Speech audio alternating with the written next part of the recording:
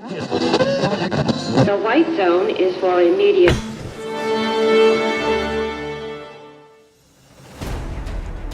¿Sabías que el foro Gánale al Fisco es el punto de encuentro de los mejores fiscalistas de México, abogados y contadores que intercambian puntos de vista y experiencias sobre las actualizaciones fiscales del momento?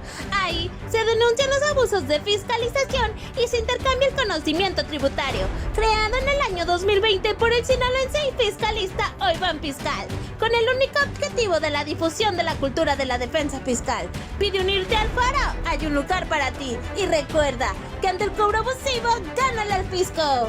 Ante el cobro abusivo, gánale al fisco. Oiván Fiscal, abogados y contadores, especialistas en defensa fiscal y en defensa penal tributaria. Consulta nuestro catálogo de servicios, visítanos en todas las redes sociales, solo búscanos como Oiván Fiscal. Consultas y servicios a los teléfonos 669-993-0387 y 667-492-1487. Oiván te defiende, un programa de defensa jurídica. Escúchanos en Spotify. Bienvenidos al foro Gánale al Fisco. Bienvenidos al foro Gánale al Fisco. Gusto saludarlos. Hoy en día tenemos un excelente tema, unos excelentes invitados y gracias a todos por estar en el foro Gánale al Fisco. Soy yo, Iván Fiscal. Los saluda con todo el gusto. Estoy muy agradecido con toda la comunidad del Foro Gánale al Fisco, con toda la comunidad fiscalista de todo México, que nos han dado un lugar, que nos reconocen a este precioso y magnífico foro. Como les digo, señores, aquí en el foro nuestro eslogan, que ante el cobro abusivo, gánale al fisco. Hoy en día tenemos a unos coautores de un libro que me llamó mucho la atención. Son de Oaxaca. El libro se llama El Derecho Penal y el Compliance Program. Ese libro me llamó mucho la atención porque lo traje a colación por un tema que yo hablé con unos contribuyentes. Y esos contribuyentes, pues le queríamos soportar la materialidad fiscal. Ese es el problema aquí. Para lo único que podemos soportar la materialidad fiscal y no al 100% es tener el tema del compliance pues muy integrado. Casi tomarte con la foto con el llantero, con la llanta, un video y con un notario por un lado. Casi. Como cuando ya, no sé, o tienes que poner ahí, como lo hemos vacilado nosotros en otros grupos fiscales, pues una señal de supervivencia. Yo creo que agarrar el periódico, ponerlo ahí con la fecha, así el periódico por un lado, pues, y la foto con tu mecánico y poniéndote las llantas, porque que se vaya de archivo. Imagínate que cada factura le tengamos que hacer un expediente porque, pues, desafortunadamente, subjetivamente, así está la ley. Por si usted no lo sabía, contribuyentes, nosotros ya lo sabemos, los que estamos aquí, ¿no? Pero este programa también lo escuchan empresarios, contribuyentes y público en general. Y para ello les comentamos que ya no nos basta la partida, la erogación bancaria y obtener la factura. Ya olvídese de eso, de que si las facturas son legales y que sí, todas son legales porque vienen de Hacienda. No, señores, el problema ya está más atrás. Ya se van atrás tiempo, entonces tenemos nosotros que formar un expediente de cada factura. Ese es el problema y sobre todo de nuestros grandes proveedores. Como les decía, ahorita la autoridad técnicamente ya trae manga ancha y si antes no tenía fundamentación para hacerlo y lo hacían, es decir, tumbaban deducciones, ahora, señores, ya existe un artículo que se llama, bueno, que está enumerado como el 69B, y dice, no es limitativo, sino aumentativo. No tiene una parte que diga, si cumples con 3 de estos, ya la hicimos. No, dice que tienes, aunque cumplas con todo y si no lo tengo localizado, pues no de todo modo, todo se viene para abajo. No hay un procedimiento establecido realmente para defendernos. No han querido dar una pauta. Ha habido jurisprudencias, pero a favor, ¿qué creen de la autoridad? Pues es de esperarse. Ellos se la echan entre ellos y pues al contribuyente lo tenemos, lo siguen continuando teniendo cautivos. Entonces ese es el problema. Y por eso este libro me llamó mucho la atención, porque en resumidas cuentas, una persona que es agricultor, agape, reciclo, lo de esos agape, reciclo que han sido muy golpeados en esta reforma fiscal, porque, como dicen por ahí, la ignorancia de la ley no te exime de su cumplimiento, pero la ignorancia de la ley es sinónimo de felicidad, porque cuando no sabemos las consecuencias subjetivas que marca el precepto, pues estamos muy contentos. Como les dije yo a los agricultores agapes por todo el país, señores, los agricultores y también los ganaderos, sobre todo los agricultores, no les gusta pagar seguro social. Es más dicho, como ellos dicen, la costumbre es ley aquí, aquí no se acostumbra a pagar seguro social a nuestros trabajadores, a quienes nos cortan, nos cosechan, no se acostumbra a pagar eso. Entonces, esas personas yo les comenté, ¿cómo quieres que yo te pueda ayudar? Si ya le expliqué que el 69, que dice que si no tienes empleados de manera directa o indirecta, pues no cumples con la materialidad. Y ahí nacen muchísimas teorías, sobre todo hay unos que dicen que si tú no pagas seguro social, no se va a poder contemplar la materialidad en la mano de obra. Pero hay abogados como yo y como muchos que decimos que no necesariamente, que podemos tener trabajadores con un contrato y si quieren ustedes notariados, y que eso también nos da la forma de cómo comprobar que si tuvimos trabajadores. Se los dejo a ustedes. Ustedes decidan. Juntos lo podemos debatir hoy o en nuestro foro Gánale al Fisco, como les dije, para quienes no nos conozcan, el foro Gánale al Fisco es un grupo que tiene desde 2015. Son varios grupos, pero esas sí se llaman todos, foro Gánale al Fisco, porque en un grupo de WhatsApp teníamos limitantes, entonces se empezaron a abrir 7 grupos, ya hoy ahorita hasta el tope de muchísimos contadores y fiscalistas de todas partes de la República, los cuales ustedes los están invitadísimos. Solamente hay que mandar a solicitar que los unamos al 6699930387. Saludos de Culiacán, Sinaloa, a todo México. Les reitero, soy yo, Iván Fiscal, y el tema que nos trae ahora es la presentación de un libro que se llama El Derecho Penal y el Compliance Program, que nos va a hablar sobre el tema que estamos hablando nosotros, y en este caso también vamos a hablar sobre las personas morales que ahora ya pueden ser judicializadas en materia penal. Sí, siempre lo han podido hacer, pero pues ahora ya lo sacaron como de moda, ¿no? Y vamos a escuchar, son los coautores, el maestro Franklin Martín Ruiz Gordillo y Monibet Shailey López García, ambos son de Oaxaca. El maestro, leemos un poquito del maestro Franklin. Él es abogado en la Escuela Benédita Universidad Autónoma de Puebla. Él tiene la maestría en Derecho Constitucional. La estudió en la Universidad Autónoma de Chiapas. También en la Universidad Autónoma de Chiapas la licenciatura de Derechos Humanos.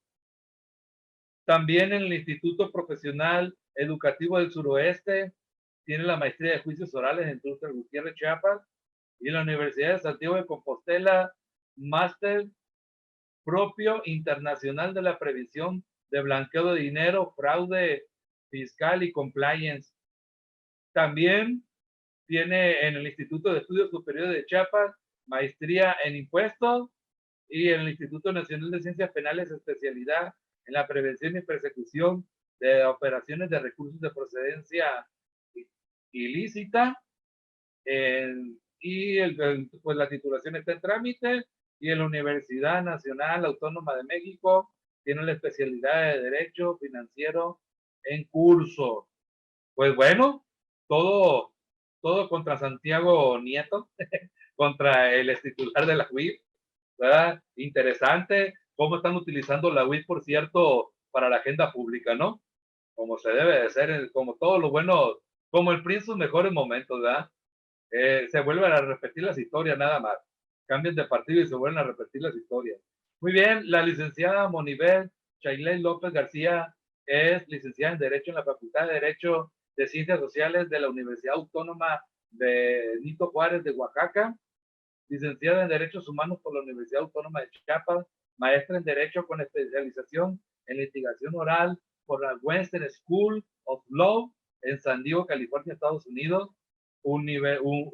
Dice maestría en Derechos Fundamentales por el Instituto de Derechos Humanos Bartolomé de la Casa, Universidad Carlos III de Madrid, maestra en el máster interdisciplinar en el estudio y prevención de la violencia de género en la Universidad de Salamanca, España, y maestría en lógica y filosofía de la ciencia por el máster conjunto de la Universidad de Salamanca, Laguna, Granada y Valladolid en España.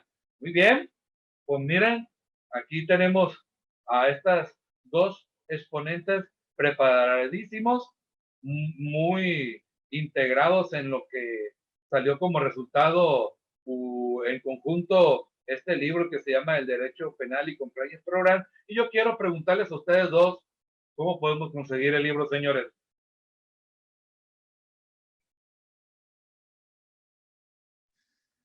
Bueno, hola, muy buenos días. Gracias ahí a mi estimado Iván Fiscal por invitarnos al foro. Ahí gracias a mi estimada amiga Monibel, que nos conocimos en Oaxaca. Yo soy de Chiapas, estuve ahí en Oaxaca como Ministerio Público. Bueno, este libro lo pueden conseguir a través de la página de Walter Klubers México o Smarteca México, o a través de nosotros. Se pueden comunicar con nosotros directamente y pueden adquirir la obra, mi estimado Iván. ¿Cuánto y cómo, maestro? ¿Y a qué teléfono? Bueno, se pueden comunicar con nosotros al 961-458-6616. Ahí les mandamos el costo y el costo de envío también. Excelente, excelente. Permítame. Un sonido por ahí. Pues excelente. Qué bien. Y de Oaxaca hacia todas partes de México, ¿no? De Oaxaca, de Chiapas, de la Ciudad de México, dependiendo de dónde lo adquieran. Y si lo queremos autografiados. Si lo quieren autografiado, va a tener que llegar desde alguno de los autores hasta su destino final. Va a tener que ser pedido directamente con alguno de nosotros. Excelente, porque aquí lo quiero tener aquí atrás ese libro, ¿no? Como de tantos grandes exponentes que han estado en el foro Ganas del Fisco, ¿no? Excelente. Me da mucho gusto que hayan adoptado este tema de una materia que es penal tributario, que hoy en día está en boga, que hoy en día inclusive su servidor está haciendo una tesis doctoral de eso, de eso precisamente, porque los delitos penales tributarios, en este caso los clásicos, ¿no? El de lavado y el de defraudación fiscal, que realmente están unidos en el mismo cordón umbilical y se persiguen de Estado y te están aplicando todo lo que es el derecho penal tributario del enemigo. Tan es así que son delitos de Estado y los protegen con uñas y dientes, que yo siempre he dicho que cuando el interés del Estado se confronta contra el interés de los derechos humanos, prevalece siempre el interés del Estado. Aunque en teoría digan, no, que aquí prevalecen los derechos humanos y que quién sabe qué, que la ley, no, señores, aquí te aplica lo que es el derecho penal tributario del enemigo. Gracias. Aquí te voy a dar el uso de la palabra a mi estimada Monibet, porque los primeros capítulos son tuyos. Bueno, sí, vamos a recordar que, como lo decía Iván, el derecho mexicano tiene un derecho punitivo. Su sistema jurídico es punitivo. ¿Qué busca? Busca castigar o busca sancionar. Si bien hemos estado transitando a un derecho no punitivo, ya estamos buscando, o se está buscando que sea una justicia transicional, es decir, una justicia que busca la verdad sin encontrar un culpable, sino simplemente saber qué sucedió. En materia penal, por lo menos, hemos ido avanzando un poco más. En las demás materias estamos todavía encerrados en, como decía Iván, en el derecho del enemigo, en castigar, porque nuestro sistema jurídico sí tiene esa característica de ser eminentemente punitivo y buscar un culpable, buscar un responsable. En países de Latinoamérica hemos tenido una transición muy parecida. Ahorita estamos, no sé si alguno de ustedes ha verificado la historia de Colombia, por ejemplo. Somos muy parecidos en las etapas que nos hemos venido dando y en los sistemas jurídicos también. Y llega un momento de una separación. Por ejemplo, Colombia tiene figuras que nosotros no tenemos, pero que son muy buenas porque nos vamos dando de la misma manera. En materia fiscal y en materia de estos delitos que podemos llamar delitos transnacionales, tenemos una fuente común que es el derecho internacional público. Las obligaciones que México adquiere las han adquirido otros estados y otras entidades. Y cuando llegan al derecho mexicano, nos olvidamos de ciertos principios del derecho internacional público y los aplicamos de manera punitiva, de manera castigadora y de manera de, como decían antes, ¿no? Primero corto cabeza, después averiguo. Así sigue siendo el derecho mexicano en muchas circunstancias. Por eso, cuando mi amigo Franklin y yo nos sentamos a platicar, él como experto fiscalista y yo como jueza penal, llegamos a la conclusión de que no es que sea una moda esto del programa de cumplimiento, no es una moda, es que sí cambió con el Código Nacional de Procedimientos Penales el enjuiciamiento de las personas jurídicas. Si vemos los códigos penales anteriores, los códigos procedimentales anteriores, no hacían referencia a ellas. Se quedaban en el limbo y nos íbamos directamente a la sanción administrativa o a la sanción civil, pero en la sanción penal no estaba definida y por el principio de legalidad en su vertiente, su principio de taxatividad, no podíamos traerlo tan fácilmente a la materia penal. Además de esto de que si de que las personas jurídicas no delinquen. El libro va explicando precisamente qué es el proceso penal acusatorio, porque sabemos que muchos nos especializamos en determinadas materias.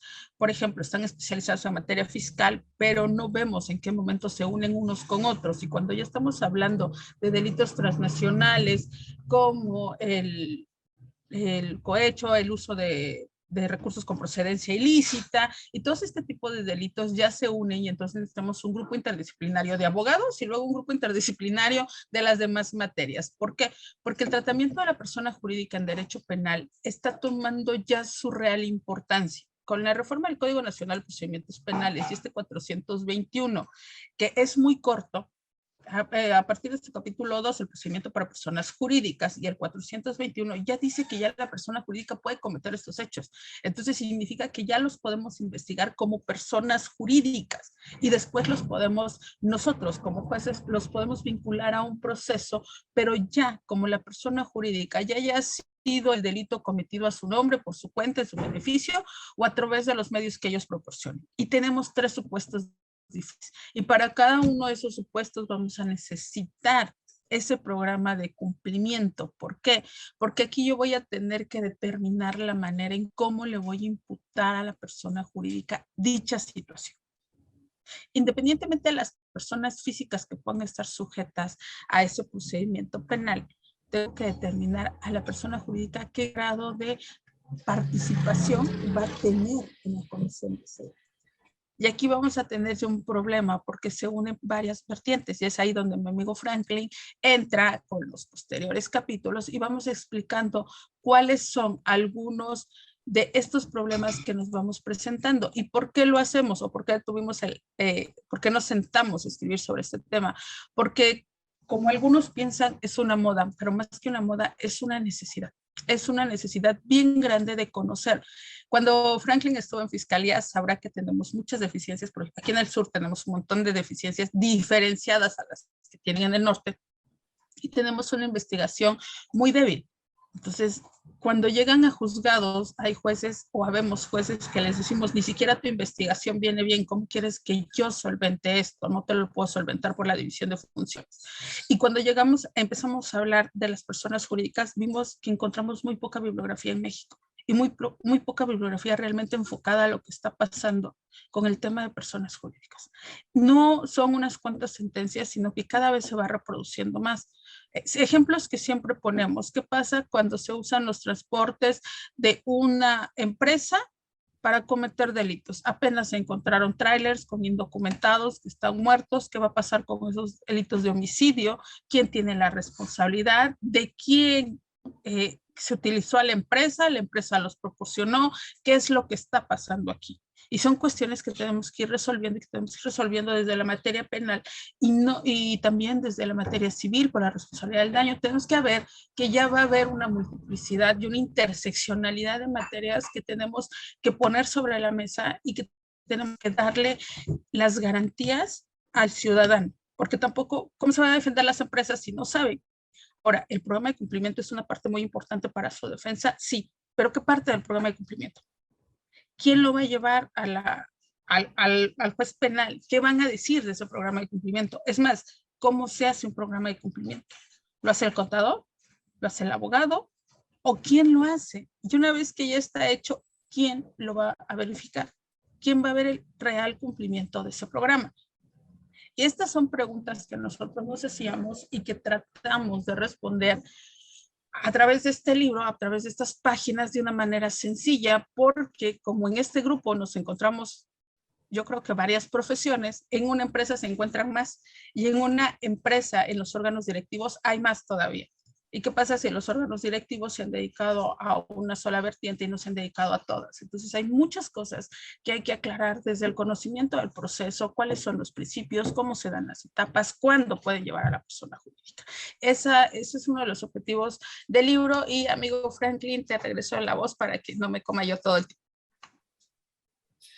Exactamente ahí, mi estimada Monibet, pues dentro de este libro, pues como ella lo menciona, hablamos de dos puntos de vista. Ella desde su punto de vista como juez y yo como de su punto de vista como abogado litigante. Y en esta parte, como bien lo dice el eslogan del libro, su abordaje es del Código Nacional de Procedimientos Penales, pues tenemos que abordar la parte que cómo se contempla este procedimiento especial para las personas jurídicas, que en este caso está regulado en 4 artículos. Realmente lo hemos visto y hemos participado en diversos foros. Este libro va a ser presentado en Colombia también, donde muchos amigos especialistas en el tema también van a ver la vertiente que tenemos de México. Recordemos que este procedimiento especial para las personas jurídicas deviene de un procedimiento especial de España, que este procedimiento especial de España fue copiado de Italia. Entonces venimos con algunos errores, como siempre, de copiamos y pegamos e incorporamos este procedimiento especial para las personas jurídicas en nuestro Código Nacional de Procedimientos Penales, pero como tal, y ella lo mencionó muy claro, son cuestiones importantes que se deben de abordar, porque principalmente se establece dentro de la misma redacción del artículo 421 el defecto de organización. ¿Qué es el defecto de organización? Entendemos que existe un defecto de organización porque no existe un programa de cumplimiento. Entonces no existe un programa, un compliance program dentro de la empresa. Entonces recordemos que está en la redacción actual, porque en la redacción anterior era netamente vicarial, por así denominar la responsabilidad, ahorita es netamente autónoma, porque aquí en la descripción nos dice que lo puede cometer a su nombre, por su cuenta o en beneficio. Entonces, es muy importante conocer y sobre todo principalmente entender cuál es este procedimiento especial para las personas jurídicas, y como también lo abordó mi estimada Monibet, que ella es especialista en netamente temas penales, al igual que yo, pero ella desde su punto de vista de como juez, nos dice, ¿sabes qué? Bueno, yo como juez, ¿cómo voy a valorar este programa de cumplimiento? Y yo como litigante le digo, oye, ¿cómo te incorporo un programa de cumplimiento? Eso lo mencionábamos en otro foro, porque decimos, dentro del programa de cumplimiento, y tú bien lo sabes, mi estimado Iván, en la cuestión de cómo voy a incorporar esa parte, primordial. ¿Por qué? Porque hay datos sensibles dentro del programa de cumplimiento. Cuando documentas un programa de cumplimiento a través de tus políticas, a través de tus manuales de control y demás que forman parte de este programa de cumplimiento, ¿qué le voy a incorporar yo en cualquiera de las audiencias al juez? Y entonces ella cómo va a valorar. Recordemos que dentro de este procedimiento especial, y como recordemos el procedimiento de penal acusatorio es de llegar y le dices el chisme al juez, no el juez tiene como tal la carpeta de investigación. Tú le das un resumen de lo que sucedió. Entonces, por eso tienes que tomar los puntos que siempre me recalcaba mi estimada Moniver en audiencia. Solo dime tiempo, modo, lugar y circunstancia. Entonces, principalmente del chisme, porque no me pongas basura de que hay que si llegó una hora antes y que una hora después. No, no, no, lo esencial. Entonces, es muy, muy importante. ¿Por qué? Porque también dentro de este programa de cumplimiento debemos de entender que ¿qué va a contener? ¿Qué va a contener este programa de cumplimiento? ¿Cómo lo voy a realizar? Pues dentro de este libro hablamos de esto. ¿Qué es el programa de cumplimiento? ¿En qué consiste el programa de cumplimiento? ¿Cuáles son aquellos elementos necesarios que se necesitan para realizar este programa de cumplimiento? ¿Cómo lo voy a realizar? Y principalmente, ¿quiénes van a participar dentro de la redacción de este programa de cumplimiento? Por eso algo que muy importante que yo veo en los foros, y no nos ha tocado en este foro, que hay en varias disciplinas, y también para crear un programa de cumplimiento se necesita que sea multidisciplinario. Recordemos que muchos de los abogados, contadores, pues son los que se están especializando más en temas de compliance. Algunos cursos que yo he dado me ha tocado más contadores que abogados. Entonces dices, ellos son los más interesados en conocer de programas de cumplimiento.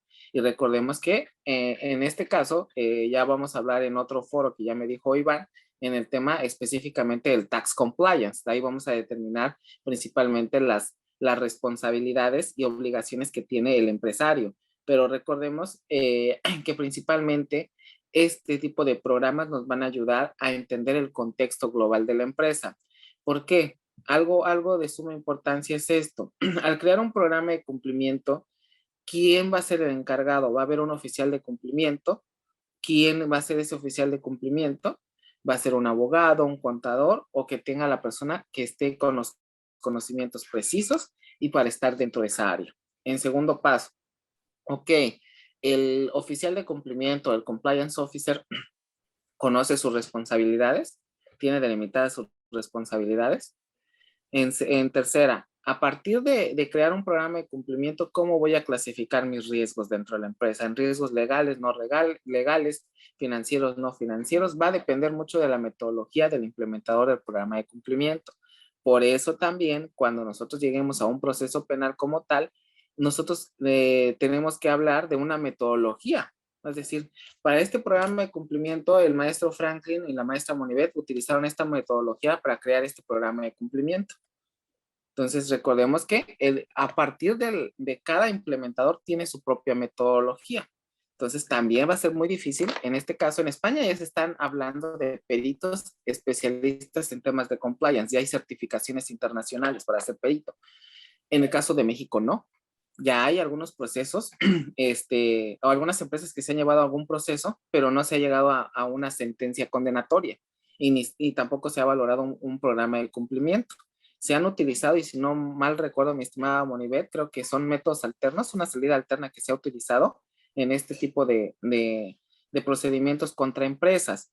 Pero también algo muy importante que debemos comprender, ¿cuál es el contexto que conlleva principalmente entender este procedimiento especial? Entonces, porque recordemos que existe este tipo de consecuencias y sanciones, ¿no? Sanciones y consecuencias jurídicas, y está así clasificado.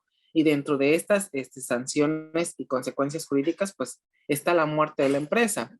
La muerte de la empresa es la liquidación, la publicación de una sentencia, que es un daño reputacional. Entonces también existe una sanción de tipo económica, pecuniaria, pero también debemos entender que existen otro tipo de sanciones como la suspensión temporal de actividades y otras cuestiones, y que también debemos entender que una vez que la empresa se quiera, que se extinga esa responsabilidad penal, no se puede escindir, no se puede fusionar. Entonces la responsabilidad va a seguir porque está redactado así en el Código Nacional de Procedimientos Penales. Entonces es muy importante entender este contexto y aquí por eso lo quisimos abordar desde el punto de vista penal, principalmente porque para entender el contexto desde el cual se está abordando el programa de cumplimiento, el Compliance Program, y sobre todo principalmente que también hay que decir que nos hace falta unas reglas principalmente para, en este caso, entender e incorporar como prueba, como dato, como medio, dependiendo de la etapa en la que nos encontremos, un programa de cumplimiento. Entonces, eso es de suma importancia y sobre todo porque algo que me gusta y que le voy a dar el uso de la palabra a mi estimada Monibet, cómo también vamos a establecer medidas cautelares a las personas jurídicas. Ahí adelante, mi estimada Monibet. Primer problema que nos vamos a encontrar como abogados, contadores. ¿Qué medidas cautelares le vamos a poner a la persona jurídica? Tenemos que el Código Nacional de Procedimientos Penales sí tiene un catálogo de medidas cautelares, pero estas medidas cautelares están verificadas en el 155 del Código Nacional, pero están verificadas para personas físicas. Las personas jurídicas no tienen su catálogo de medidas cautelares y las medidas cautelares que le vas a poner a una empresa son totalmente diferentes a las que les vas a poner a una persona jurídica. ¿Por qué? A una empresa le puedes poner una garantía, sí, pero esa garantía va a depender de qué? De la capacidad económica y de la cantidad que ella tenga declarada como capital.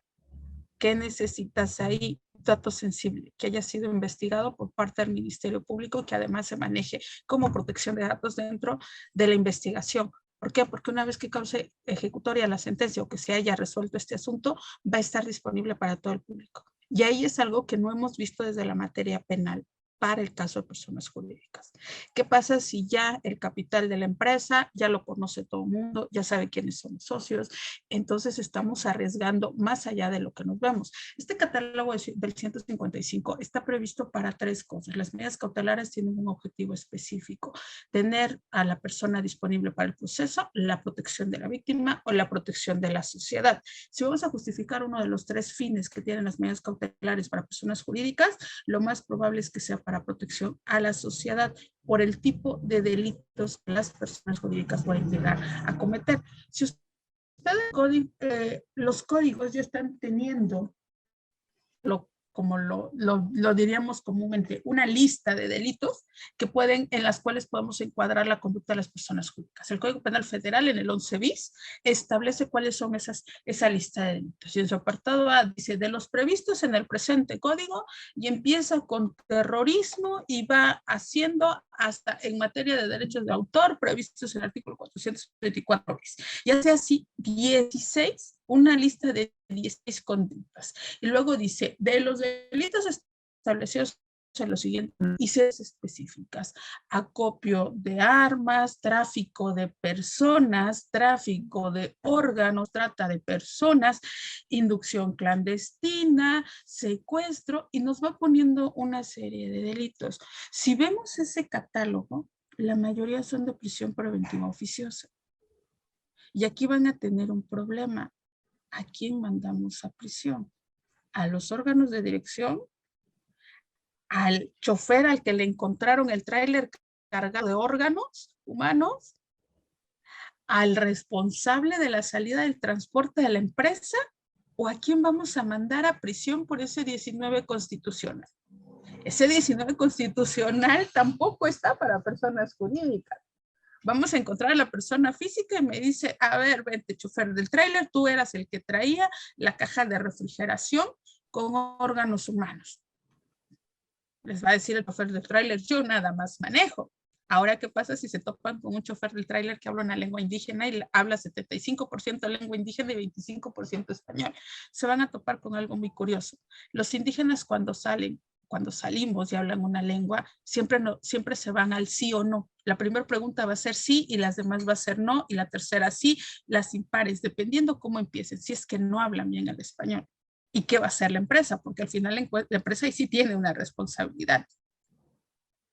lo contrataste sin que siquiera supiera español, y ahí ya te lleva esa simple circunstancia de que el chofer al que le encontraron el tráiler cargado de órganos, esa caja de refri cargada de órganos, ni siquiera te entiende el español, ya lo vamos a tener ahí. Y eso ya es delito de prisión preventiva oficiosa. ¿A quién mandamos? Al chofer. Ok, después a través de una defensa van a decir este chofer ni idea tenía, entonces vénganse los órganos de dirección. Y mandamos a prisión preventiva a los órganos de dirección. ¿Por qué? Por la falta de un programa de cumplimiento adecuado y además los jueces van a empezar a tener ciertos problemas. ¿Por qué vas a mandar a los órganos de dirección? Fundamenta que es realmente a los órganos de dirección. No tienen programa de cumplimiento. Hagan una encuesta. ¿Cuántos jueces saben lo que es un programa de cumplimiento? ¿Cuántos juzgadores van a poder evaluar lo que es un programa de cumplimiento? Y esos son los primeros problemas que nos vamos a empezar a topar. Ahora, los fiscales, ¿cómo van a poder pedir? Van a decir, mándame a los órganos de dirección, a prisión preventiva y a todos. Y si son 50 socios, ¿se van a ir los 50 socios a la cárcel? Apuesten en el Estado mexicano cómo va a pasar. Con el tipo de investigación y con el tipo de sistema jurídico que tenemos. Yo creo que es muy probable que sí nos llevemos 50 socios a la cárcel mientras investigamos qué responsabilidad quedaba cada uno. Y si no había programa de cumplimiento de la empresa, ¿cómo lo voy a hacer? Es que nos reuníamos una vez al año para que nos dieran cuenta. O sea, no cumplías con la ley general en donde te dice que tenías que reunir una vez al mes para que te den cuentas. Dejabas de supervisar. Y en vez de ser un argumento defensivo, lo que estamos haciendo es construyendo más argumentos que culpen por la omisión a las empresas. Entonces, creo que aquí vamos a empezar a tener esos problemas. Medidas cautelares lo refleja de manera muy clara. No hay medidas cautelares enfocadas a las empresas. El 422 del Código Nacional de Procedimientos Penales nos marca una serie de consecuencias jurídicas. Así lo dice. Artículo 422, consecuencias jurídicas. Pero no nos dice en qué etapa. Lo único que sí nos hace la diferencia es las siguientes sanciones. Yo no puedo sancionar sino hasta la etapa de juicio. Entonces, en las etapas ante juez de control, yo no puedo aplicar ese 422. ¿Por qué? Porque estoy haciendo una aplicación amplia de protección de derechos humanos. La sanción no la impongo yo, juez de control, la impone un tribunal de debate. Por tanto, como medida cautelar, solo las del 155. Por el catálogo de delitos del Código Penal, la mayoría son de delitos de prisión preventiva. Y ya tenemos ahí un problema bien grandote. ¿A quiénes nos mandamos a prisión? Aparte del chofer, aparte a los socios, ¿a quiénes van a poner? Pues toda la escala que está en la empresa antes de llegar a ellos. Y hay que ver, entre más grande es una empresa, más complicaciones tenemos. ¿Por qué? Porque hay que delimitar cada departamento, hay que delimitar cada responsabilidad. Por eso no nada más es tener un programa de cumplimiento, es que este programa de cumplimiento sea conocido por los miembros de la empresa y sea realmente ejecutable. Porque Franklin y el amigo Iván con el mega programa de cumplimiento, pero lo tienen guardado en la caja fuerte de la empresa. Entonces, ¿cómo van a saber las demás partes de la empresa qué era lo que tenían que hacer para prevenir este tipo de conductas? Y esta es una de las poquitas incidencias que se nos va a empezar a presentar en materia penal. Y cuando tengamos esta falta, como tenemos esta falta de legislación, esta falta de reglas específicas, vamos a empezar a tener un problema. Violación al principio de certeza jurídica. Y desde ahí podemos empezar a leer a los ministerios públicos, a los jueces, esa violación a ese principio, que ya la Corte Interamericana ha hablado mucho de cómo se establece, aparte es parte del núcleo duro del debido proceso, ya nuestra Suprema Corte lo estableció como tal. Tenemos un arma defensiva, pero ¿qué va a pasar con las víctimas? Ya es ahí cuando los jueces van a empezar a hacer una ponderación entre los derechos de la empresa, los derechos de la víctima, y muy probablemente se decanten por los derechos de la víctima, por los derechos de todas estas personas que fueron trasladadas para explotación, para trata de personas en su vertiente de explotación sexual, todas estas mujeres, estas niñas, para la protección de los derechos humanos. Y amigo Franklin, te regreso la voz. Gracias, mi estimada Moni. Pues sí, realmente ya en otros foros nos están diciendo, pues ya toquen otros temas. Realmente estamos en elaboración de otros, pero realmente en este caso, y como lo mencionó Moniver, respecto a este tema, hay que entender, como también deviene de otro país, también algo muy importante que se está contemplando, y ella lo mencionó, los denominados códigos modelos. Recordemos que también el problema que vamos a tener, aparte de que tenemos un sistema de números clausus abierto o cerrado, es decir, el tipo de catálogo de delitos que puede cometer la empresa, y dentro de ellas están los delitos fiscales. Entonces, como también, imagínense, vamos a tener 32 problemáticas. O, en su caso, porque son 32 códigos, no todos están a la par.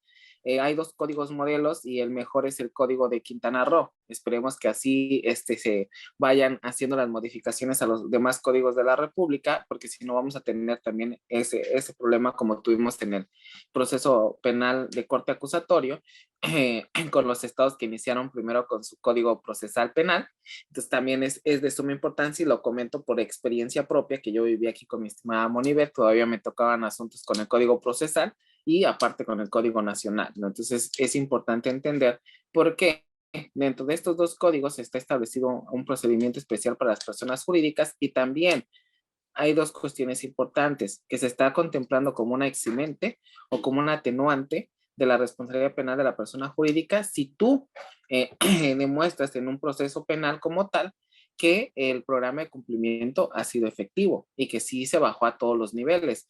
Algo que mencionábamos es de suma importancia, es que una vez que tú creas un programa de cumplimiento lo tienes que dar a conocer. Obvio, vas a categorizar qué tipo de información le vas a entregar a cada una de las categorías de trabajadores que tiene la empresa. Pero sí, yo les recalco, y lo hemos platicado con mi estimada Monivet, la parte de que sí, de forma general, se debe capacitar a los empleados de un programa de prevención del delito. Entonces, es importante entender eso, que es de forma para que también ellos comprendan cuál es la magnitud de estos programas de cumplimiento, en qué consisten, de qué trata, qué políticas, por qué. Y aquí también, aquí algo muy importante es entender de por qué vamos a desmembrar cada una de las actividades de, de la empresa, porque vamos a tener que implementar controles, políticas, para evitar que se cometa un ilícito dentro de la misma. Entonces también nosotros no nos vamos a quedar, o cómo vamos a evaluar nuestro programa de cumplimiento a través de 2 tipos de auditoría, la auditoría interna y la auditoría externa, que son elementos importantes. ¿Para qué?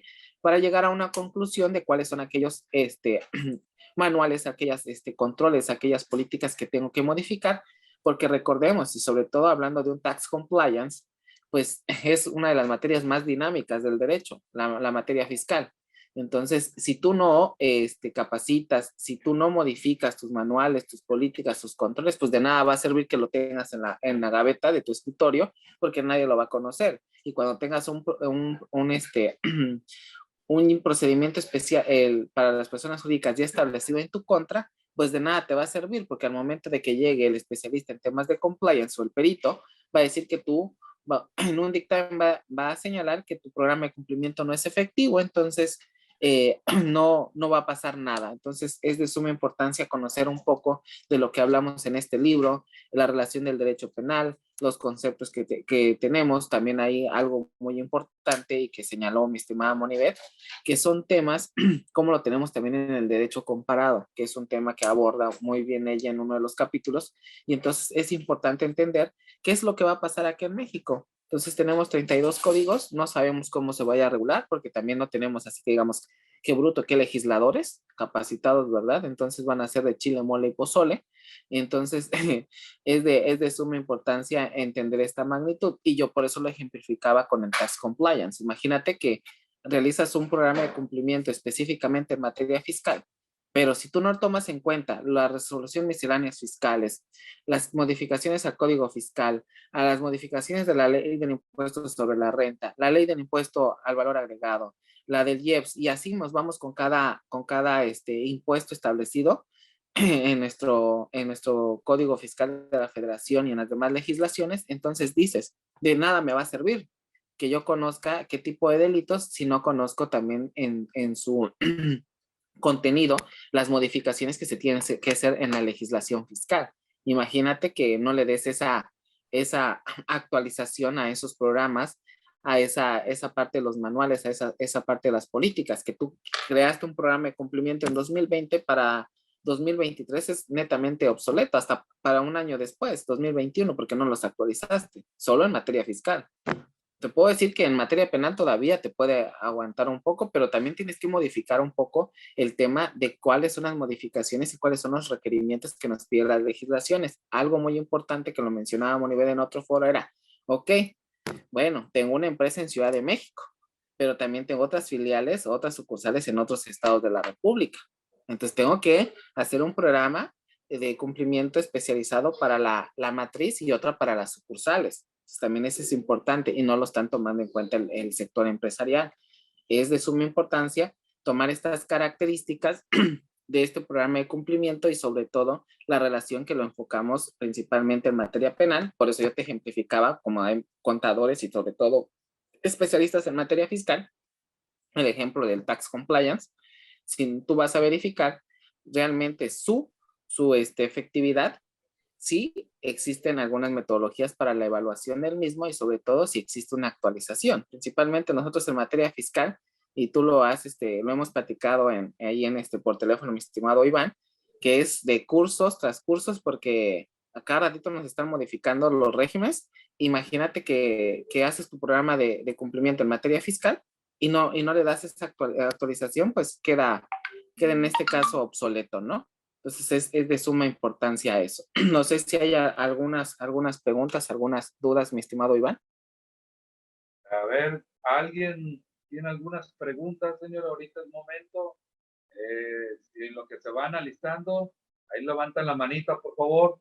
Les comento, es muy importante todo lo que ustedes acaban de comentar, porque desafortunadamente y afortunadamente, respectivamente, a los contribuyentes y a las autoridades, aquí no existe la cultura preventiva de este tipo de aplicaciones de compliance. Y recordemos que porque la defensa fiscal es preventiva. Esa es una, y pues recordemos la otra que usted acaba de mencionar ahorita, maestro Franklin, que pues la autoridad fiscal es conforme al artículo 6 del Código Fiscal Federal, pues te pueden aplicar los procedimientos del nuevo procedimiento y te pueden aplicar hacia atrás te pueden hacer auditoría de hace 5 años y aplicarte los nuevos procedimientos, ¿no? Los nuevos criterios. ¿Alguna pregunta que haya, grupo? Ya levantaron la mano. Ahorita aprovechen que andan por aquí. Sobre todo las medidas cautelares. Entonces quiere decir que no hay, maestra Moniver, medidas cautelares para personas morales, pero sí está la típica, ¿no? La de medida cautelar, prisión preventiva necesaria, ¿no? La clásica. No utilizan todas las demás, más que esa, y la adecuan para las personas morales, ¿no? Y en el caso de las personas jurídicas, al no tener un catálogo, porque si ven, el 155 está dividido en estos 3 aspectos que yo les decía, pero sobre todo por el catálogo de delitos que están regulando para las personas jurídicas. La mayoría de esos delitos, si no es que todos, entran en prisión preventiva oficiosa. Y al entrar en prisión preventiva oficiosa, vámonos. Desafortunadamente, contrario a lo que ya nos ha dicho la ONU, ya nos ha dicho la Corte Interamericana, nuestra prisión preventiva oficiosa es una violación clara a los derechos humanos. Ya, es más, ya después de 5 años, 6 años, el ministro presidente de la Suprema Corte también ya lo admitió, que la prisión preventiva es una violación a derechos humanos, pero no quiere modificar su 293/2011. Siguen imponiéndola como regla general. Entonces, ahí hay una cuestión bien grave para las personas jurídicas, porque su catálogo de delitos es de prisión preventiva oficiosa y es la que van a ocupar más. Ahí el problema va a ser, ¿a quién? Así es el problema. El contador le van a echar el problema muchas veces. ¿Quién fue el que lo hizo? El contador. que no debería, pero cuando me han hablado a mí amigos contadores que me dicen, oye, es que mi jefe me está pidiendo esto, me está pidiendo el otro, pues yo les digo que manden un correo y manden un correo para ustedes, un mail ahí previniéndole y está pasando esto, no está correcto eso, pero que lo saquen de la empresa. Y ya muchas empresas están cuidando, es un correo corporativo que están evitando para que no se salga la información de la empresa. Tenemos una pregunta aquí del maestro Jesús Hernández, gusto saludarlo, gracias por estar en el foro Ganar al Fisco. También saludamos a la maestra Cristian Iliana, gusto saludarlo a los dos. También al maestro Juan José. Adelante, maestro Jesús. Muchas gracias.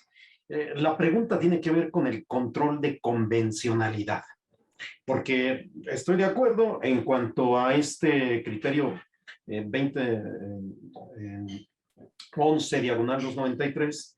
Sin embargo, no está el juez obligado a el cumplimiento de ese control de convencionalidad. Precisamente la 293/2011, al salir la jurisprudencia ya en ejecutoria, se han tenido la oportunidad de leerlos. Ahí hay un juego de la Corte. De hecho, de ahí salió una columna muy famosa que se llama El juego de la Corte. En esa 293/2011, la Corte demuestra dos posturas del derecho internacional respecto al derecho interno. Primero dice, sí, voy a privilegiar los derechos humanos. Y después a los órganos nos pone un tope y nos dice, cuando la Constitución tenga una restricción, te tendrás que estar a ella. ¿Qué ha pasado cuando los jueces hacemos control de convencionalidad ex oficio respecto a esta prisión preventiva oficiosa? En muchas ocasiones, cuando se va a segunda instancia, nos abren procedimiento administrativo. ¿Por qué? Porque ya la Corte fue clara, y como en México aún tenemos una teoría monista del derecho interno sobre el derecho internacional desde muchos foros académicos, porque hay quienes, los internacionalistas, siempre hemos dicho que son complementarios, que hay que ver y que hay que aplicar la protección máxima de la persona. Entonces, estos que siguen esta teoría restrictiva nos inician los procedimientos. Y cosa curiosa, acaba de salir una tesis que dice que el control ex oficio, aunque los marquen de manera genérica, los abogados tenemos que hacerlo, cosa que va en contra del derecho internacional de los derechos humanos y la forma de argumentar los derechos humanos. Cuando hacemos control de convencionalidad y constitucionalidad y ya el juez hizo su evaluación y no detectó alguna violación, es quien lo está solicitando, el encargado de cumplir los pasos para decirnos cuál es el derecho que se está violentando. Y ahora la Corte vuelve a dar pasos en retroceso, o no sé cómo es que los da. Y dice, es ex oficio y nada más con que te pidan que lo hagas. Y tú dices, ¿y qué voy a controlar? Si no sé qué voy a controlar, yo no lo veo.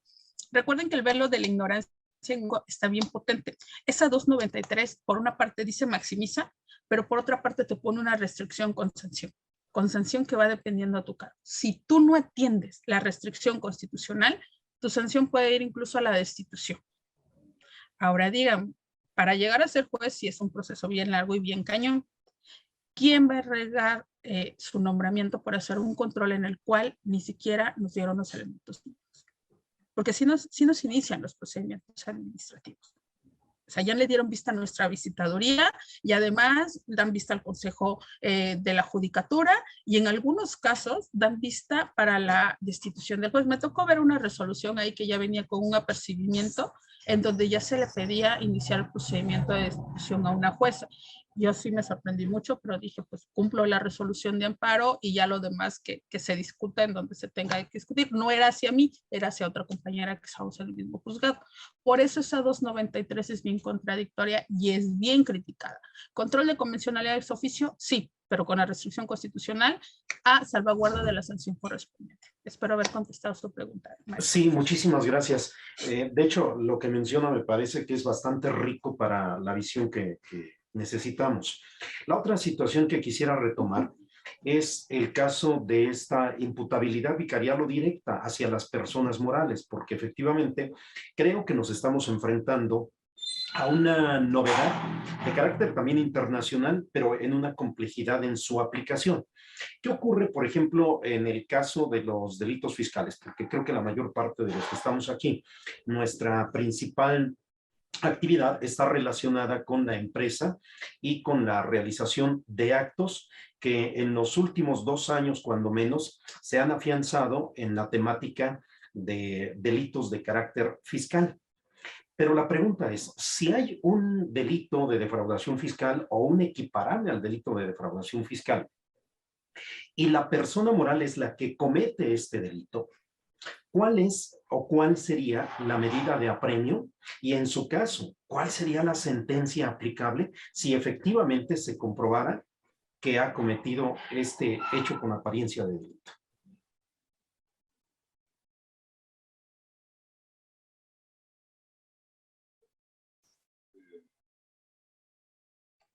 Franklin, no sé si quieras contestar tú esta, para no llevarme yo solo los micrófonos.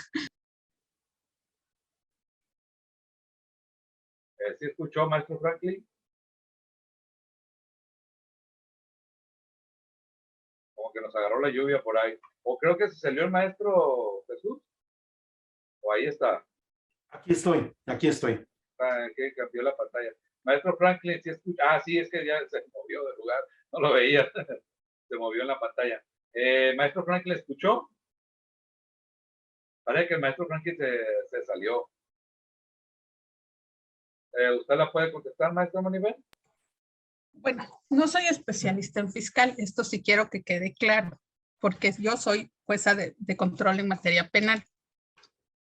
Aquí sí vamos a tener un problema. Defraudación fiscal, omitir el pago de impuestos mediante engaños o aprovechando los errores de la autoridad fiscal.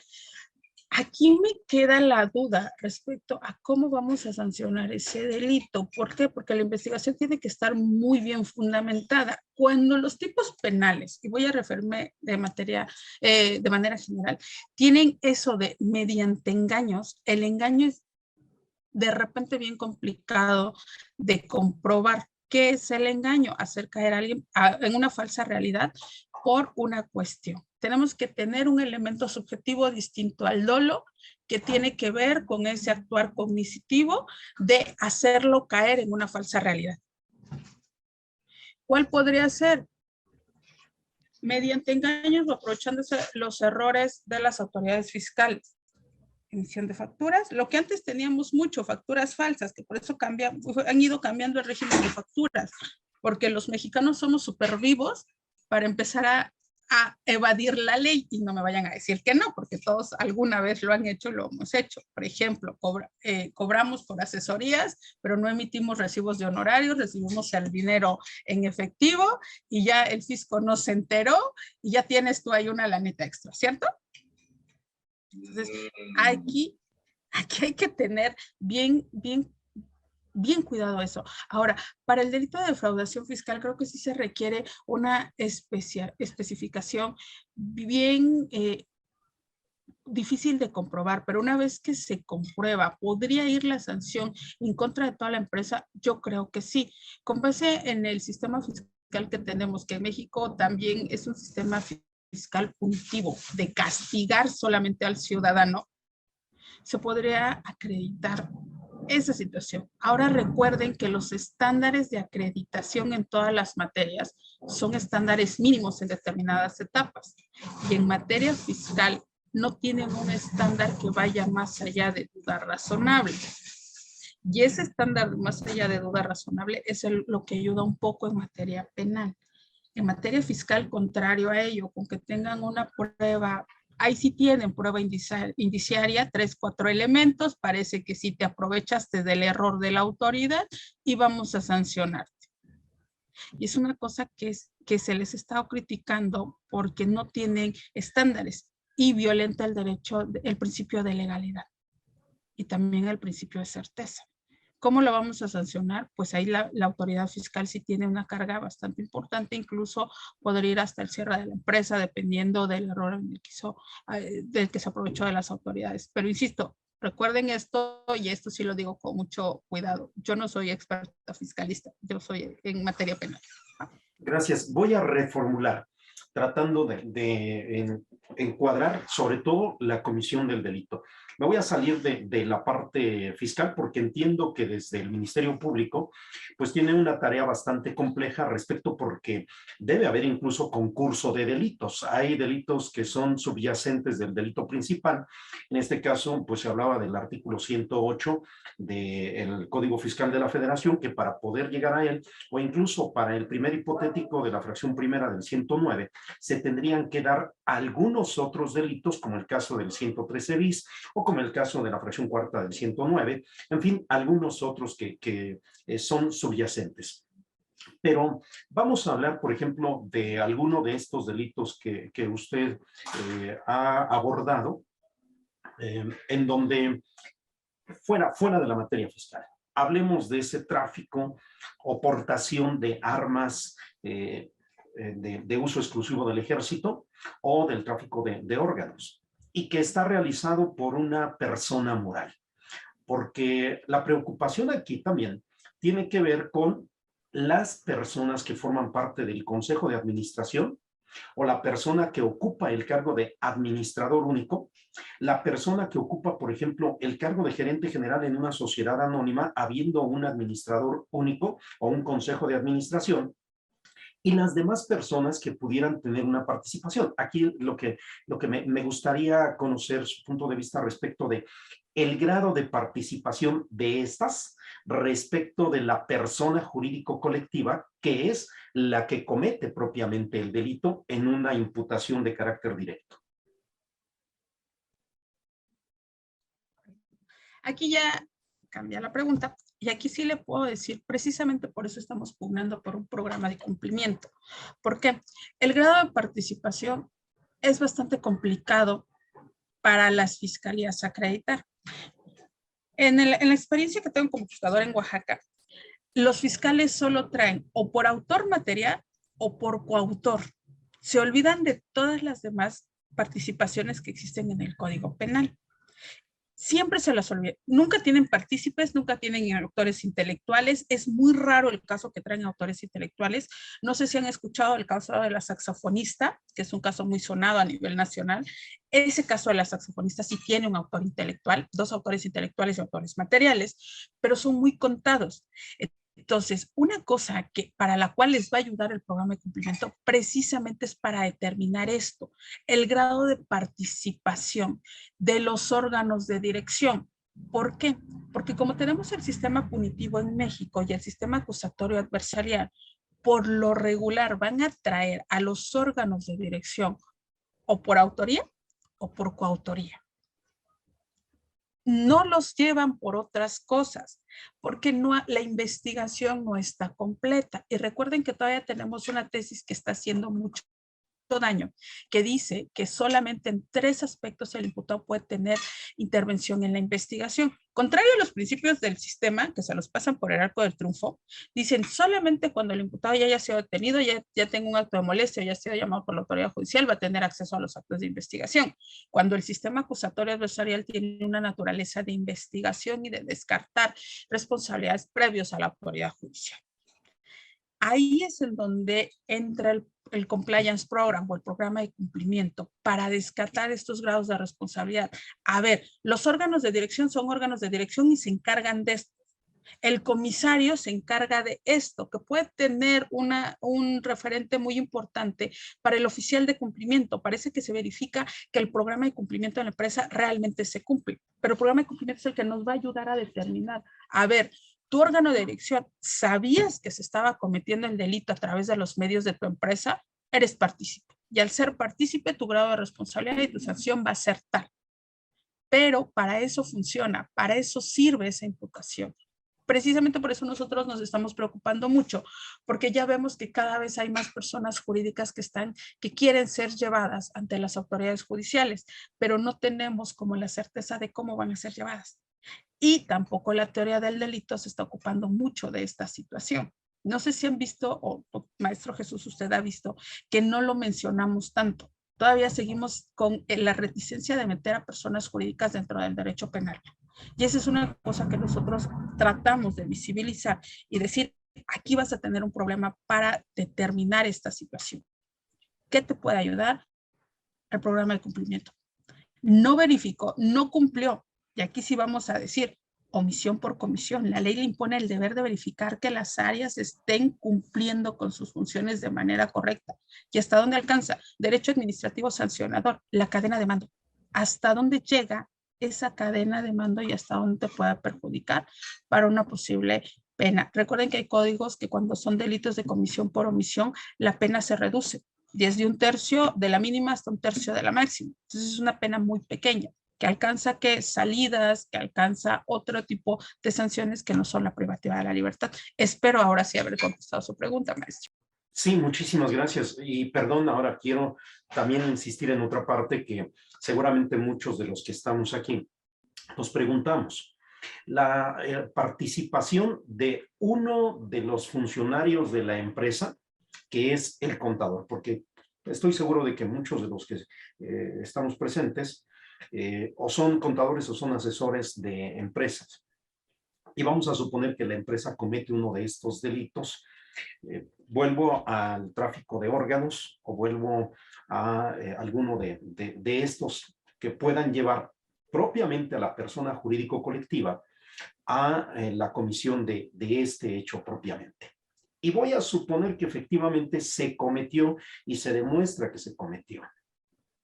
¿Qué tanto le afecta a esta persona que es el contador, que es el que lleva la contabilidad de la empresa, los números de la empresa, los estados financieros de la empresa? ¿Qué tanto le afecta para que pudiera él también poner en riesgo la pérdida de su libertad? Creo que le afecta bastante. Si una empresa ya está relacionada con él. Aquí, bueno, aquí hay que ver también, perdón, sí le afecta si, por ejemplo, ya tiene la empresa ingresos por este tipo de actividades. Es decir, ya le depositan directamente a una de las cuentas de la empresa por el pago de algún órgano, de los órganos, o ese tráfico, o ese rentar las cajas, el transporte a través de cajas refrigeradoras de los órganos. ¿Quién se tendría que haber dado cuenta de ese desfase de capital? Digo, si de repente tienes 2 millones de pesos más en tu capital, ¿a quién le corresponde verificar eso? Al contador. Pero ¿qué pasa si, por ejemplo, el chofer o el encargado del transporte, del área de transporte, hace el trato directo y lo ocupan para? Si la empresa no tuvo un cambio en sus activos, ¿cómo se iba a dar cuenta la empresa que sus vehículos estaban siendo utilizados para eso? Creo que ahí queda la responsabilidad totalmente nulificada. Pero si hubo un cambio en el capital de la empresa y no justificamos de cómo vino ese cambio, pues obviamente el primer encargado era el contador. Tú eres el encargado de verificar cómo están los activos de la empresa y no lo hiciste. Entonces creo que ahí habría que ver la manera en cómo se cometió el ilícito. Por eso ese 421 del Código Nacional de Procedimientos Penales es muy importante. Si recordaron cuando yo hice mención, se pueden cometer delitos por personas jurídicas a su nombre, por su cuenta, en su beneficio o a través de los medios que ellas proporcionen. Ellos tienen los transportes, las cajas refrigeradoras, proporcionan, no tuvieron el deber, el cuidado de vigilar que esas cajas no fueran utilizadas para esos medios y se hizo el delito. Pero ahí el contador no tuvo nada que ver. ¿Por qué? Porque quienes lo utilizaron directamente fue otro departamento, fueron los choferes, quienes obtuvieron el beneficio fueron ellos. Ahora, si la empresa lo hace y si tiene una intervención directa, al primero que le afecta es a él. ¿De dónde sacaste 3 millones de pesos que no nos reportaste? Y si el contador no es el más indicado para darse cuenta, entonces ahí sí yo ya no entendería quién, porque él es el que se encarga de eso, el departamento de contabilidad es el que se encarga de eso. Lo que ocurre es que en muchos de estos casos, este tipo de delitos son precedentes de lavado de dinero. Por eso se dice que la comisión del delito de lavado de dinero tiene un delito precedente o varios delitos precedentes.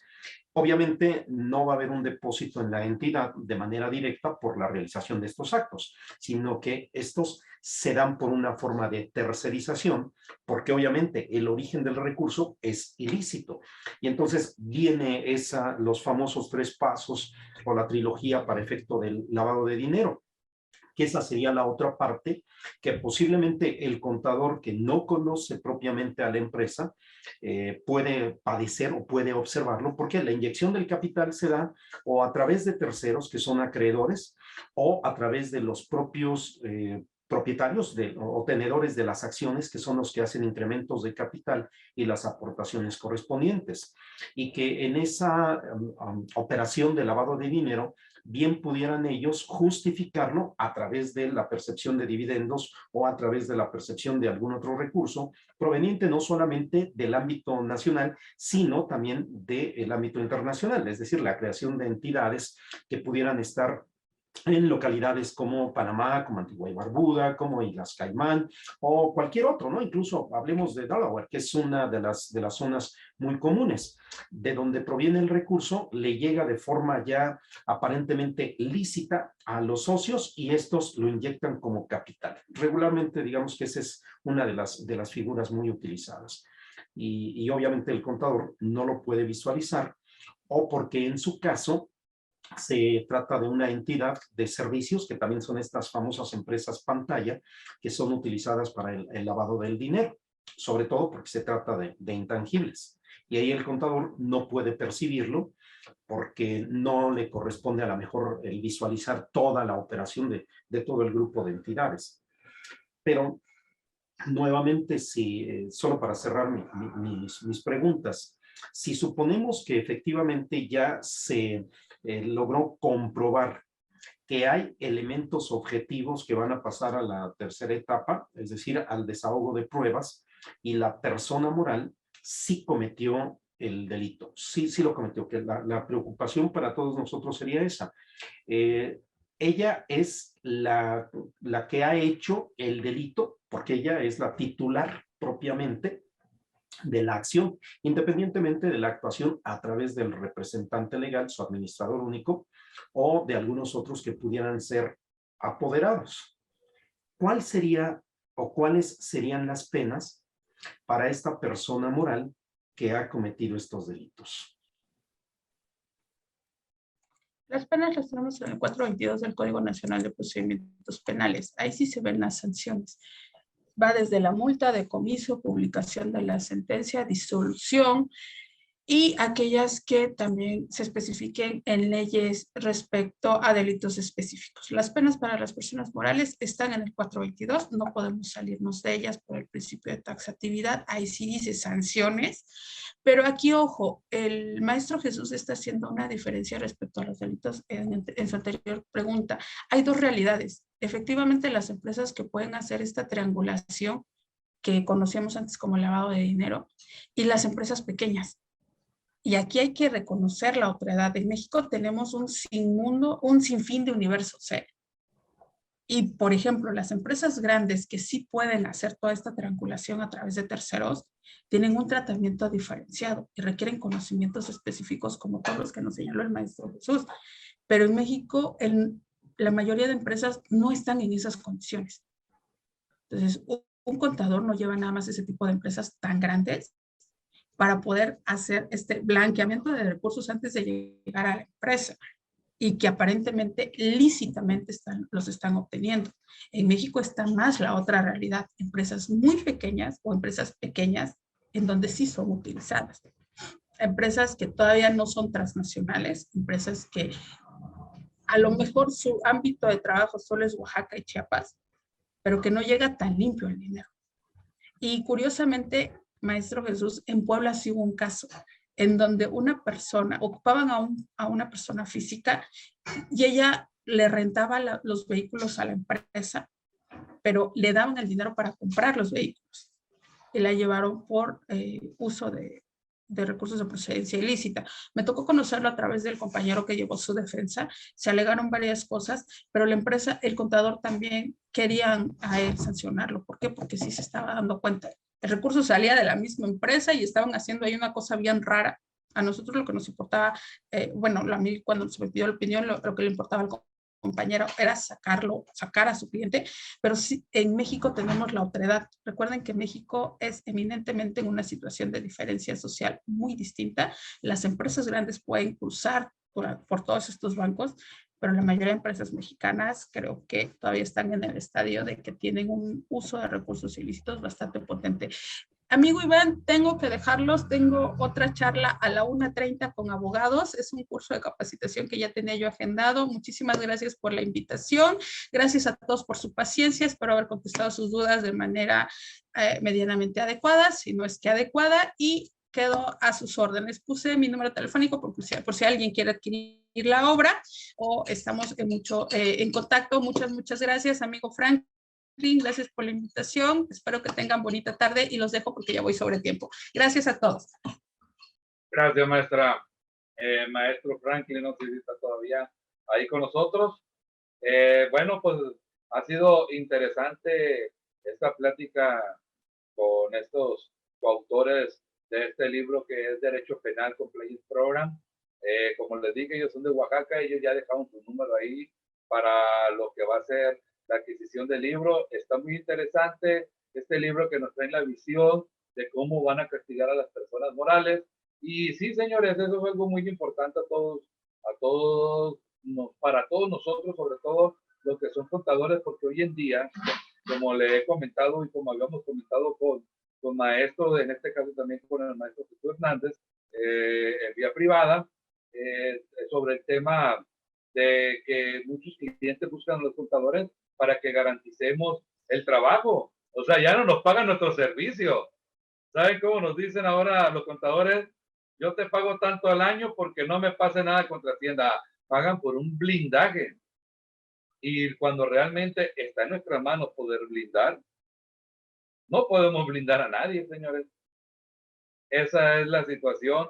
Y en este caso, este tema que está trayendo ahorita el tema del compliance y en el cual subjetivamente podemos ser imputables nosotros los contribuyentes, los contadores, perdón, a través de las personas morales, porque somos subordinados de, pero no por el hecho de ser subordinados nos quitan ¿cómo podría ser? La subjetividad de ser imputables a un derecho penal. Sí estamos trabajando a nombre de, y a nombre de una persona que me está empleando, una persona moral que me está empleando, pero no por eso puedo pasar por alto muchas cuestiones de faltas a nuestra profesión, a nuestra práctica profesional, a nuestra experticia profesional. Yo pienso que nosotros debemos de dejar evidencia ahí de que le advertimos, de que le comentamos a nuestro jefe inmediato superior, pues a través de escrito, a través de mail, que esto es una cuestión irregular, que este dinero es dudosa procedencia, que investigara más sobre este asunto, que él está ejecutando por órdenes de eso, los descriptivos de puestos, es muy importante aquí, los descriptivos de los puestos para los cuales nos contratan, hay que ya auditarlos autóxicamente para que pues estemos eximidos de alguna responsabilidad penal. Es algo muy importante, señores, porque cuando la autoridad no busca quién se la hizo, sino quién se la pague. Entonces, ese es el detalle más grande aquí en esta materia. Yo por eso siempre he dicho que en materia penal tributaria es el nuevo método de recaudación de impuestos porque ponen en juego tu libertad, así como ha pasado, ¿no? Esas noticias públicas que dicen que lo dijo nuestro mandatario, que a los de Walmart los hizo pagar impuestos porque inmediatamente iban a iniciar procedimiento penal a todos los socios y cosas de esas que hemos sabido públicamente. No sabemos cuál es la verdad, pero en fin, les agradezco la presencia muy especialmente también a todos ustedes, pero también a la maestra Norma Valencia, al maestro Antonio Manzano, Norma Valencia que nos escucha de México y Antonio Manzano acá de Guadalajara. ¿Alguna apreciación, alguna aportación que quisieran hacer, señores?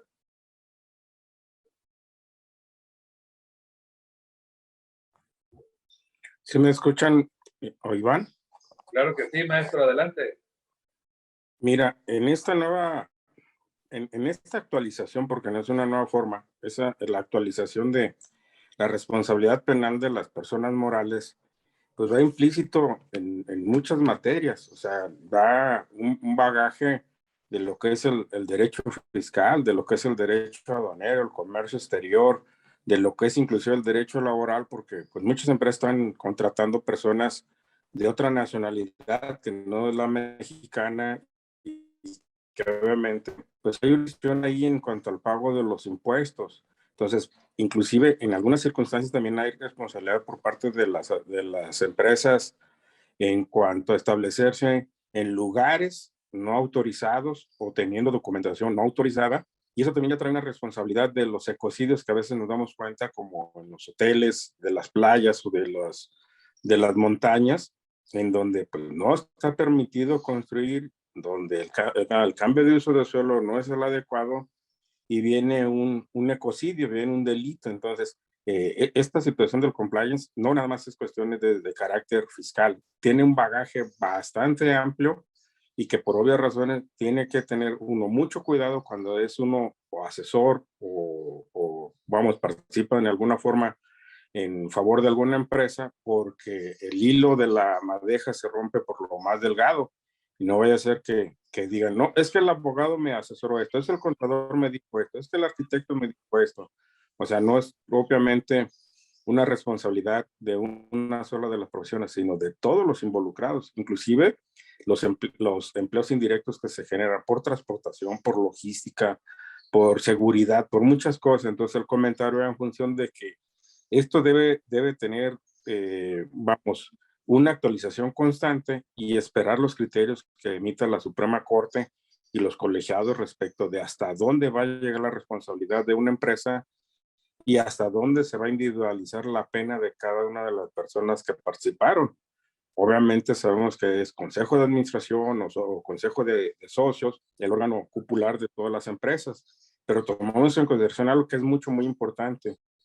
El 80% de las empresas de este país son de tipo familiar. Entonces, donde está la esposa, el hijo, la nuera, el yerno, el sobrino, el primo, pues todo eso son una gama de responsabilidades que debemos de analizar cada vez que estemos interactuando con una empresa y hacerles una auditoría legal para saber si le entramos o no y saber hasta cierto punto y darlo por escrito y que quede constancia de todas las irregularidades que nosotros detectemos, principalmente, bueno, en la cuestión fiscal, pues ni se diga, porque eso ya está muy, vamos a decirlo, muy complicado en cuanto a querer evadir los impuestos. Ese sería el comentario, Iván. Muchas gracias por la invitación. Gracias, maestro Manzano, por su presencia aquí con el foro. Usted siempre ha estado con el foro. A nombre del foro Gánale al Fisco, estamos dando este reconocimiento al maestro Franklin Martín Ruiz Gordillo, que me ha comentado ahorita que tiene problemas para conectarse de internet. También damos también un reconocimiento a nuestra maestra Monibet Shailet López García, quien estuvo también con nosotros aquí participando en el foro Gánale al Fisco. Gracias a todos ellos.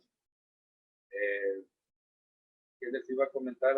Gracias a todos ustedes por estar aquí en el foro Gánale al Fisco. Estuvo muy interesante la plática. Esta plática se va a quedar grabada aquí en nuestra fanpage del foro Gánale al Fisco. Así se llama. Hay que buscarla en Facebook, fanpage, foro Gánale al Fisco. Ahí están todos los programas como este. Inclusive muchos que han estado aquí presentes, ahí están todos los programas y también en la página OIVAN Fiscal y pues les reitero, mi Facebook es OIVAN Fiscal, ahí estamos a la orden y ustedes piden unirse al foro quienes no están al 6699-930387. Señores, si no hay más que comentar, agradezco enormemente la presencia de todos ustedes. Un fuerte abrazo desde Culiacán, Sinaloa.